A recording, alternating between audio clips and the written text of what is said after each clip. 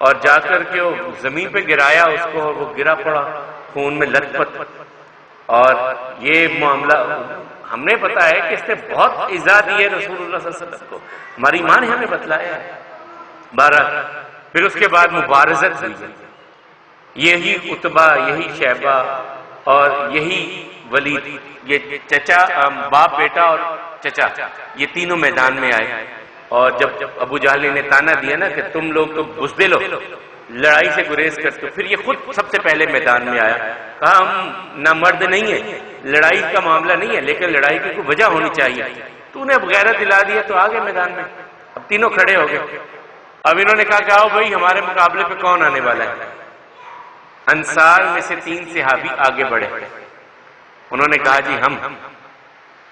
آپ کون لوگ ہیں؟ کہا ہم خزرج قبیلے کے، اوس کے ہیں، مدینے کے رہنے. ہمارا آپ کا مقابلہ نہیں ہے، ہمارے مقابلے کا بندہ ہماری جیسے بندے کو بھیجے. اے محمد صلی اللہ علیہ وسلم ہمارے جیسے بھیجے. اب رسول اللہ صلی اللہ علیہ وسلم نے اپنے چچا زاد بھائی عبیدہ بن حارث بن مطلب کو، حمزہ بن عبد المطلب کو اور علی بن ابی طالب رضی اللہ عنہم اجمعین، ان تینوں کو بلایا کہ تم میدان میں نکلو. اور یہ تینوں گئے. پھر انہوں نے پوچھا، عتبہ نے بھی، شیبہ نے بھی، ولید نے بھی، آپ لوگ کون ہیں؟ کہا میں حمزہ ہوں، عبد المطلب کا بیٹا. میں علی ہوں، ابی طالب کا بیٹا. میں عبیدہ بن حارث ہوں، مطلب کا پوتا. انہوں نے کہا ہاں اب ہماری ٹکر ہے، اب ٹکر ہے. پھر مقابلہ ہوا. ان تینوں کو ختم کر دیا گیا اور اللہ تعالیٰ نے کامیابی دی. حضرت علی رضی اللہ تعالیٰ، حضرت حمزہ دونوں بالکل محفوظ رہے. عبیدہ بن حارث کو کچھ زخم آئے، یہ زخمی ہوئے، لیکن ان تینوں کافروں کو قتل کر دیا گیا. پھر اس کے بعد لڑائی پیدر پہ شروع ہو گئی. اللہ تعالیٰ نے کامیابی عطا کی. 14 صحابہ کرام شہید ہوئے اس پہلی لڑائی میں، اور 70 کافر مارے گئے، اور 70 کافروں کو قیدی بنایا گیا. 70 کافر قیدی بنے، 70 مارے گئے، اور 14 مسلمان شہید ہوئے. اور اللہ کی طرف سے پھر یہ مال غنیمت، جو کافر مال چھوڑ کے چلے جائیں، جو بھاگ گئے کافر، کسی کی تلوار رہ گئی، کسی کی زیرہ رہ گئی، کسی کا گھوڑا رہ گیا، کسی کا کچھ سامان رہ گیا، اسے کہتے ہیں مال غنیمت. یہ مال اکٹھا کیا گیا. اب اس کا کیا کیا جائے؟ اس کا کیا کیا جائے؟ کیسے تقسیم؟ میں نے آپ کو بتایا تھا پہلی امتوں میں یہ حلال نہیں تھا اسے استعمال کرنا، ضائع کر دیا جاتا تھا.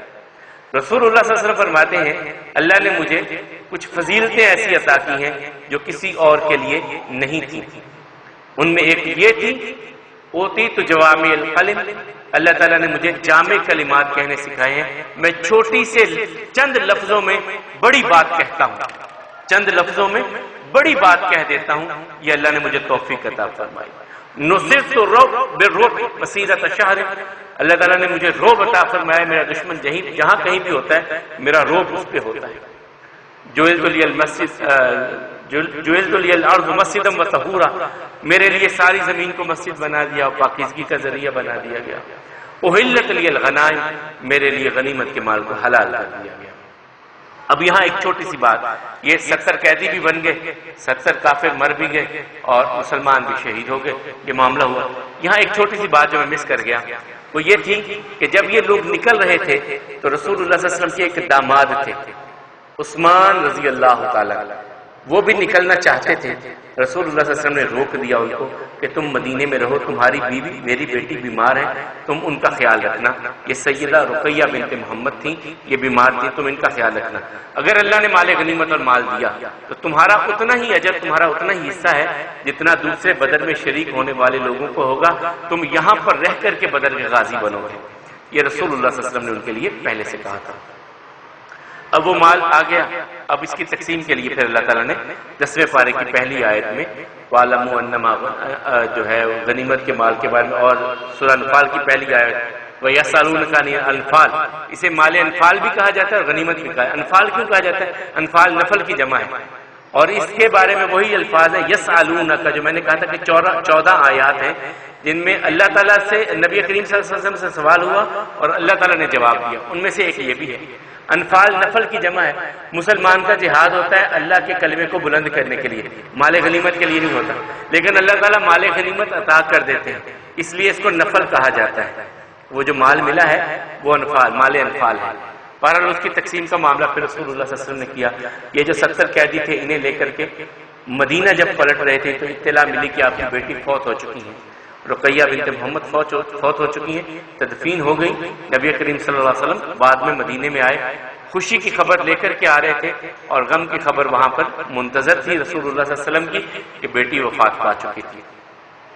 مدینہ میں آ گئے اور یہ 70 قیدی بھی ساتھ ہیں، اور اس وقت تک ابھی کوئی جیل وغیرہ تو ہے نہیں، ان کو کہاں رکھا جائے، تو بندھے بھی ہیں، اور ان قیدیوں میں دو بہت قریب کے ہیں رسول اللہ صلی اللہ علیہ وسلم کے، ایک تو عباس بن عبد المطلب رسول اللہ صلی اللہ علیہ وسلم کے چچا ہیں، اور دوسرے رسول اللہ صلی اللہ علیہ وسلم کے داماد ہیں بڑے، حضرت زینب کے خامد ابی العاص، وہ بھی قیدیوں میں شامل ہیں۔ کافروں کی حمیت میں اپنے خاندان کی وجہ سے آنا پڑا انہیں، اب دو وہ بھی قیدی ہیں۔ تو رسول اللہ صلی اللہ علیہ وسلم صحابہ کرام سے پھر مشورہ کر رہے ہیں کہ کیا کرنا چاہیے ہمیں، ان قیدیوں کے بارے میں کیا کرنا چاہیے، قتل کر دیں، ان کو قتل کریں یا ان کو چھوڑ دیں، فدیہ لے لیں، کیا کریں؟ اب مشورے ہونے لگے تو حضرت عمر کہنے لگے یا رسول اللہ صلی اللہ علیہ وسلم جو میرا رشتہ دار ہے مجھے دیں، ابو بکر کا رشتہ دار ابو بکر کو، علی کا علی کو، سب ہم اپنے ہاتھوں سے انہیں ختم کر کے اللہ کی بارگاہ میں سرخرو ہوں کہ ہمارے نزدیک رشتوں کی وہ اہمیت نہیں ہے جو اللہ کے احکامات میں ہے، یعنی اللہ کے حکم سب سے بلندتر ہے ہمارے لیے، رشتے اتنے بلند نہیں۔ اور رسول اللہ صلی اللہ علیہ وسلم، ابو بکر اور دوسرے صحابہ کرام کی رائے یہ تھی کہ نہیں ایسا نہیں کرنا چاہیے، اللہ تعالیٰ انہیں ہدایت دے دیں گے، کبھی توفیق مل سکتی ہے اسلام کی، تو ہمیں فدیہ لے کر کے ان کو چھوڑ دینا چاہیے۔ ان میں جو لکھنا پڑھنا جانتے ہیں وہ ہمارے بچوں کو لکھنا سکھا دیں، پڑھنا سکھا دیں، آزاد، اور جو فدیہ دے سکتے ہیں فدیہ دے دیں۔ لیکن رسول اللہ صلی اللہ علیہ وسلم جب رات دیکھا کہ چچا کرا رہے ہیں، حضرت عباس ہاتھ بندھے ہوئے اور وہ تکلیف محسوس کر رہے ہیں، تو یہ چچا کی تکلیف نہیں دیکھی گئی، بڑا پیار بھی تھا، تو کہا بے قرار ہو گئے۔ صحابہ نے پوچھا کیا ہوا؟ کہا میرے چچا بندھے ہوئے۔ کہا یا رسول اللہ اگر تم لوگ اجازت دو تو ان کو کھول دو۔ کہا جی ہم سے اجازت کیا، آپ جس طرح چاہیں۔ کہا نہیں پھر ان کی نہیں، سب کی گرہ کھول دو، سب کی رسیوں کو کھول دو، سب کو نرمی دے دو، صرف میرے چچا کے لیے کیوں، سب کے لیے ایسا کر دو۔ اور ایسا ہی کر دیا گیا۔ تو حضرت زینب نے جو نبی کریم صلی اللہ علیہ وسلم کی بڑی بیٹی تھی اور مکہ میں تھی ابھی، اور ان کے خامد اس وقت تک ابھی مسلمان نہیں ہوئے تھے، انہوں نے اپنا وہ ہار بھیجا اپنے خامد کو چھڑانے کے لیے، فدیہ دینے کے لیے، جو ہار ان کی اماں نے انہیں شادی کے موقع پر تحفتاً دیا تھا۔ جب یہ ہار واپس گیا نبی کریم صلی اللہ علیہ وسلم کے سامنے، رسول اللہ صلی اللہ علیہ وسلم نے دیکھا، آنکھوں میں آنسو آ گئے اور خدیجہ کی وہ رفاقتیں یاد آ گئی، وہ جو ان کا سلوک تھا، وہ جو ان کا معاملہ تھا وہ یاد آ گیا۔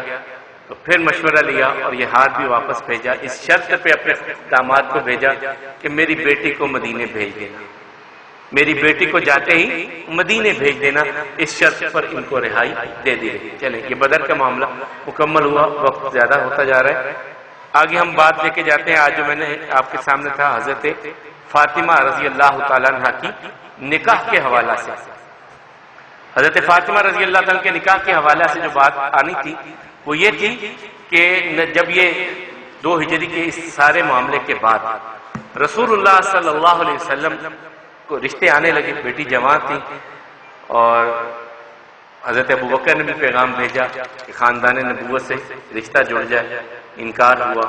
حضرت عمر نے بھی بھیجا، تو کہا میں اللہ کے حکم کا انتظار کر رہا ہوں فاطمہ کے بارے میں۔ ان دونوں نے دیکھا کہ رسول اللہ صلی اللہ علیہ وسلم کی چاہت یہ ہے کہ علی اس معاملے میں، علی رضی اللہ تعالیٰ کے ساتھ، تو انہوں نے ان سے کہا کہ آپ کیوں نہیں بات کرتے؟ کہا مجھے حیا آتی ہے، کیسے بات کروں جا کر کے رسول اللہ صلی اللہ علیہ وسلم سے۔ وہ عرب کا ایک معاشرہ تھا، ہمارے جیسا نہیں تھا۔ ہمارے ہاں کوئی بندہ جا کر کے اپنے رشتے کی بات کرے تو بڑا مایوب سمجھا جاتا ہے، لیکن عرب میں ایسا نہیں ہوتا تھا۔ اس طرح کے کل وہ آئے گا حضرت حفصہ کے نکاح کے حوالے سے میں بتلاؤں گا کہ کس طرح خود وہ کہہ دیتے تھے۔ تو بہرحال حضرت علی رضی اللہ عنہ کہتے مجھے اس بارے میں حیا آتی ہے، میں کیسے بات کروں۔ بہرحال یہ گئے رسول اللہ صلی اللہ علیہ وسلم کے پاس، جا کر کے بیٹھے رہے، کوئی بات نہیں کی۔ تو رسول اللہ صلی اللہ علیہ وسلم نے مرحبا کہا، سمجھ گئے، اور اس وقت ان سے سوال کیا کہ فاطمہ سے نکاح کا پیغام لے کر کے آئے؟ کہا جی۔ حق کے مہر کچھ بھی نہیں ہے پاس۔ وہ جو میں نے تمہیں زرہ دی تھی کدھر ہے؟ وہ جو زرہ دی تھی وہ کدھر ہے؟ کہا پاس ہے۔ کہا اسے بیچو، بیچ دو اس کو۔ اب یہ ایک بہت بڑی اہل تشیع کی یہ کتاب ہے، اور اس کی میں ایک روایت آپ کے سامنے کچھ پڑھنا چاہتا ہوں کہ کس طرح اس وقت جو ہے وہ پھر معاملہ ہوا۔ حضرت علی رضی اللہ تعالیٰ عنہ کہتے ہیں کہ جب یہ معاملہ میں نے رسول اللہ صلی اللہ علیہ وسلم سے بات ہو گئی تو میں وہاں سے فخرجت من عند رسول اللہ صلی اللہ علیہ وسلم مسرورا وانا لا آکل فرحا وسرورا، میں بڑا خوش تھا رسول اللہ صلی اللہ علیہ وسلم سے نکل کے آیا نا، جب رشتہ قبول ہو گیا اور میں باہر نکلا بڑا خوش تھا۔ فاستقبلنی ابو بکر و عمر رضی اللہ عنہما فقال ما وراک فقلت زوجنی رسول اللہ صلی اللہ علیہ وسلم ابنتہ فاطمہ۔ ابو بکر و عمر سب سے پہلے میرا استقبال کیا انہوں نے، اور انہوں نے مجھ سے پوچھا کیا معاملہ ہوا؟ کہا رسول اللہ صلی اللہ علیہ وسلم نے میرے اس رشتے کو فاطمہ کے لیے قبول کر لیا۔ سب سے پہلے میرا استقبال اس معاملے میں ابو بکر و عمر رضی اللہ عنہما نے کیا۔ پھر فرماتے ہیں حضرت انس رضی اللہ تعالیٰ کہتے ہیں کہ ایسا جب معاملہ ہوا تو رسول اللہ صلی اللہ علیہ وسلم نے وہاں پر خطبہ پڑھا، فحمد اللہ وثنى علیہ وصلی قال الحمدللہ شکر لانعمہ، اللہ تعالیٰ کی حمد و ثنا بیان کی اس موقع پر۔ پھر رسول اللہ صلی اللہ علیہ وسلم نے حضرت علی سے کہا کہ اس زرہ کو بیچ دو۔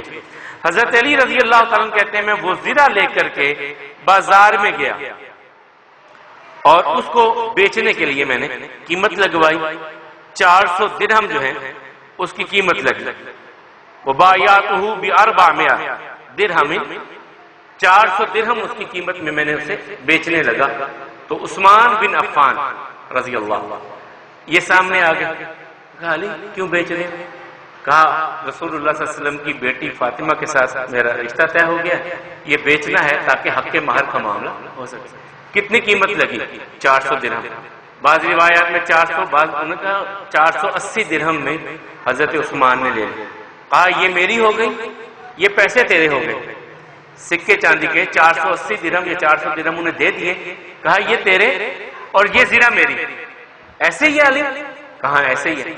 پھر حضرت عثمان رضی اللہ تعالیٰ عنہ کہتے ہیں کہ میں فَإِنَّ الدَّرَ حَدِيَةٌ مِّنِّي إِلَيْكَ، یہ جو زرہ میں نے خرید لی ہے اب یہ میری طرف سے تجھے تحفہ ملتا ہے، تحفے کے طور پہ تو رکھ لے۔ یہ حضرت عثمان رضی اللہ تعالیٰ کہتے ہیں فَقُلْتُ بَلَا قَالَ فَإِنَّ الدَّرَ حَدِيَةٌ مِّنِّي فَأَخَذَتِ الدَّرُ وَالدَّرَاهِمْ، اب حضرت علی نے وہ زرہ بھی لی اور درہم بھی لیے۔ وَأَقْبَلَتْ إِلَى رسول اللہ صلی اللہ علیہ وسلم، اور رسول اللہ صلی اللہ علیہ وسلم کے گھر کی طرف پلٹے اور آ کر کے رسول اللہ صلی اللہ علیہ وسلم سے کہنے لگے کہ یہ زرہ بھی اور یہ درہم بھی۔ تو رسول اللہ صلی اللہ علیہ وسلم نے پوچھا کیسے؟ وَأَخْبَرَتْهُ بِمَا كَانَ مِنْ أَمْرِ عثمان، انہوں نے آ کر کے پھر حضرت عثمان کا یہ سارا واقعہ حضرت علی نے رسول اللہ صلی اللہ علیہ وسلم کو بیان کیا۔ فَدْعَا لَهُ بِخَيْرٍ، اب رسول اللہ صلی اللہ علیہ وسلم دعا کرنے لگے حضرت عثمان رضی اللہ تعالیٰ عنہ کے لیے، دعا کرنے لگے۔ اور پھر رسول اللہ صلی اللہ علیہ وسلم نے وقبض رسول اللہ صلی اللہ علیہ وسلم قبضۃ من الدراہم ودعا بأبی بکر، اب رسول اللہ صلی اللہ علیہ وسلم نے پیغام بھیجا حضرت ابو بکر رضی اللہ تعالیٰ عنہ کی طرف اور انہیں بلایا۔ وقال یا ابا بکر اشتر بهذه الدراہم لابنتی ما یصلح لها فی بیتها، ابو بکر یہ درہم لے جاؤ اور میری بیٹی کے گھر کی جو جو چیزیں ضرورت کی ہوتی ہیں وہ تم خرید کر کے لے کے آؤ۔ کس نے کہا؟ رسول اللہ صلی اللہ علیہ وسلم نے۔ کس کو؟ ابو بکر رضی اللہ تعالیٰ عنہ کو، یہ 400 درہم ہے لے جاؤ اور جا کر کے میری بیٹی کے گھر کی جو جو ضروریات ہیں، جو جو میری بیٹی کو گھر میں چاہیے ہوگا، کیونکہ اس وقت تک رسول اللہ صلی اللہ علیہ وسلم کے گھر میں رہتے تھے حضرت علی، تو جو جو ضرورت کی چیزیں ہیں وہ ان کے لیے لے آؤ۔ اور دیکھنا یہ ساتھ بلال کو لے جاؤ اور سلمان فارسی کو لے جاؤ اور ان کو لے جا کر کے وہ سامان اکٹھا کر کے لے کے آنا، ان کو اٹھوانا، تم خود نہ اٹھانا۔ یہ اہل تشیع کی بہت بڑی کتاب ہے، کشف الغمہ فی معرفت الائمہ، اس سے یہ میں وہ عربی میں ہے، اس کی میں عبارت آپ کے سامنے کچھ پڑھی ہے اور کچھ مفہوم آپ کے سامنے رکھنے کی کوشش کی ہے۔ پھر رسول اللہ صلی اللہ علیہ وسلم جب حضرت ابو بکر یہ سامان خرید کر کے لے آئے تو پھر رسول اللہ صلی اللہ علیہ وسلم نے بلایا، کہا جاؤ ابو بکر کو بلا کے لاؤ، عمر کو بلا کے لاؤ، عثمان کو بلا کر کے لاؤ، طلحہ اور زبیر کو بلا کر کے لاؤ، عبد الرحمن ابن عوف کو بلاؤ اور دوسرے انصار میں سے بھی، اور پھر ان کے سامنے رسول اللہ صلی اللہ علیہ وسلم نے نکاح کا خطبہ پڑھا۔ اب نکاح ہو گیا لیکن رخصتی نہیں ہوئی، رخصتی ابھی معاملہ لیٹ کر دیا گیا۔ اب حضرت علی رضی اللہ تعالیٰ کہہ بھی نہیں رہے کہ کیسے کہیں، حیا بھی آتی ہے رسول اللہ صلی اللہ علیہ وسلم کے رخصتی کرنے۔ تو ایک دن عقیل آ گئے ان کے بڑے بھائی، علی تم فاطمہ کو اپنے گھر میں کیوں نہیں لاتے؟ نکاح ہو چکا ہے، لاؤ اپنے گھر میں۔ کہا مجھے تو حیا آتی ہے۔ کہا اچھا چلو آپ کچھ سوچتے۔ ابھی یہ دونوں نکلے تو ام ایمن مل گئی۔ ام ایمن وہ ہے جو رسول اللہ صلی اللہ علیہ وسلم کی دائیا بھی ہے اور ماں کی حیثیت سے انہوں نے بڑا نبی کریم صلی اللہ علیہ وسلم، اور نبی کریم صلی اللہ علیہ وسلم نے ان کے بڑے ناز اٹھائے۔ وہ مل گئی، کدھر جا رہے یہ بات ہے۔ کہا تم لوگ نہ بات کرنا، کہ بات خواتین میں اچھی ہوتی ہے، خواتین ہی بات اچھی کرتی لگتی ہیں، تم جاؤ میں کچھ کرتی ہوں۔ یہ اب نہیں، حضرت ام سلمہ کے پاس، ام سلمہ کے پاس آ گئی اور ان سے آ کے کہا کہ اس طرح علی اور عقیل آ رہے تھے تو یہ بات تھی، اب فاطمہ کی رخصتی کر دینی چاہیے رسول اللہ صلی اللہ علیہ وسلم کو۔ تو انہوں نے کہا یہ تو بات رسول اللہ صلی اللہ علیہ وسلم سے کرنی چاہیے۔ اب یہ ساری کہاں پہ اکٹھی ہو گئی؟ اب یہ بھی انہی کی بات ہے، فَاجْتَمَعْنَا عِنْدَ رَسُولِ اللَّهِ صلی اللہ علیہ وسلم وَكَانَ فِي بَيْتِ عَائِشَةَ، حضرت عائشہ کے گھر میں ازواج مطہرات ساری اکٹھی ہو گئی۔ یہ میں نے صرف چند باتیں اس لیے کر رہا ہوں کہ بعض لوگ بڑا یہ کہتے ہیں کہ حضرت عائشہ رضی اللہ تعالیٰ کے حوالہ سے، حضرت ابو بکر عمر کے حوالہ سے، کہ ان کے حضرت فاطمہ رضی اللہ تعالیٰ کے ساتھ، حضرت علی کے ساتھ وہ تعلقات نہیں تھے، نہ چاچی تھی، کھچاؤ رہتا تھا۔ میں اس لیے ان کی کتاب سے یہ اصل عبارت آپ کے سامنے رکھ رہا ہوں کہ رسول اللہ صلی اللہ علیہ وسلم نے اپنی بیٹی کا سامان خریدنے کے لیے جو انتخاب کیا وہ حضرت ابو بکر کا کیا۔ پھر جو حضرت فاطمہ کی رخصتی کے لیے جو امہات المومنین اکٹھی ہوئی وہ حضرت عائشہ کے کمرے میں، ان کے حجرے میں اکٹھی ہوئی، اور وہاں پر انہوں نے کہا یا رسول اللہ صلی اللہ علیہ وسلم اب فاطمہ کی رخصتی ہمیں کرنی چاہیے۔ اور پھر رسول اللہ صلی اللہ علیہ وسلم نے حضرت علی رضی اللہ تعالیٰ کو بلایا اور حضرت فاطمہ کو تیار، اور اس وقت حضرت ام سلمہ نے غالباً کہا کہ یا رسول اللہ صلی اللہ علیہ وسلم خدیجہ ہوتی تو وہ رخصت کرتی، اب ہم خدیجہ تو نہیں بن سکتی لیکن ہے تو فاطمہ کی مائیں اور آپ سے یہ بات کر رہی ہیں۔ تو رسول اللہ صلی اللہ علیہ وسلم رو پڑے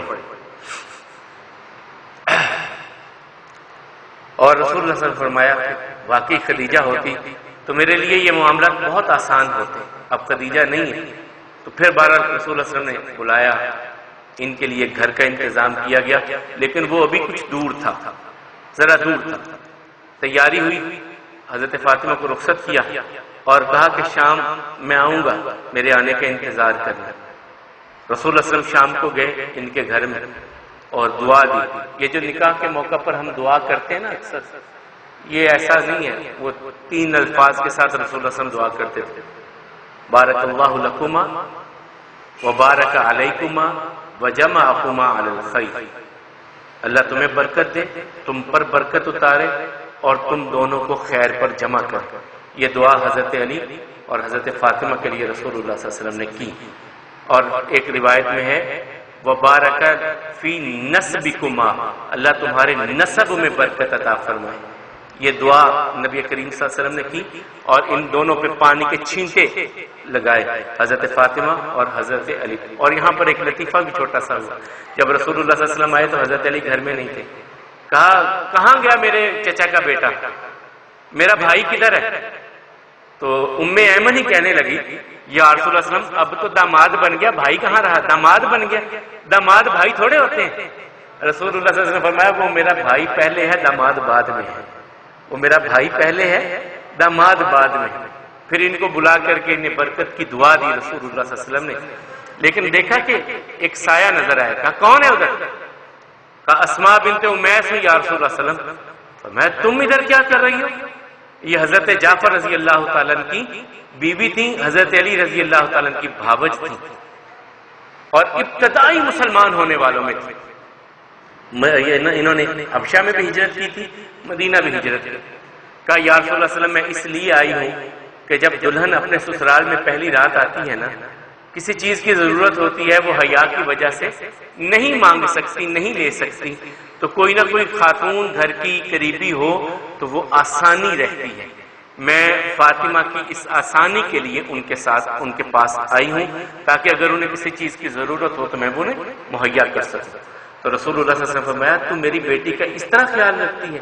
کہا جی یا رسول اللہ۔ فرمایا اللہ تجھے برکتیں عطا فرمائے۔ وہ برکتیں کیا تھیں، 3 ہجری میں کیا معاملات ہوئے، یہ انشاءاللہ العزیز ہم کل بات کریں گے۔ آج غزوہ بدر کے حوالے سے وقت زیادہ میں نے لے لیا، 3 منٹ پورے ہو گئے زیادہ، پھر کل انشاءاللہ غزوہ بدر میں نے 3 چیزیں آج آپ کے سامنے رکھی ہیں۔ ایک غزوہ بدر کے حوالے سے، دوسری چیز رکھی تھی کہ پہلا بچہ جو پیدا ہوا وہ عبداللہ بن زبیر رضی اللہ تعالیٰ عنہ تھے، اور اس وقت منافقین اور کافروں کی طرف سے بڑا یہ شدت کے ساتھ کہا جا رہا تھا کہ مسلمانوں کے ہاں تو کسی کی اولاد نہیں ہو رہی۔ اللہ نے وہ پہلا بچہ عطا کیا، خوشی کی خبر آئی۔ پھر رسول اللہ صلی اللہ علیہ وسلم بدر میں کامیاب ہوئے، لیکن بیٹی فوت ہوئی، پھر دوسری بیٹی کا نکاح۔ یہ معاملات آپ کے سامنے رکھنے کی کوشش کی۔ اللہ احکم الحاکمین ہم سب کو ان راہوں پہ چلنے کی توفیق عطا فرمائے جو راہ جنت کی طرف جانے والی ہیں، جہنم کی راہوں سے ہماری بھی حفاظت فرمائے، ہماری اولادوں کی بھی حفاظت فرمائے۔ اقول قولی ھذا والحمد للہ، استغفر اللہ لی ولکم ولسائر المسلمین۔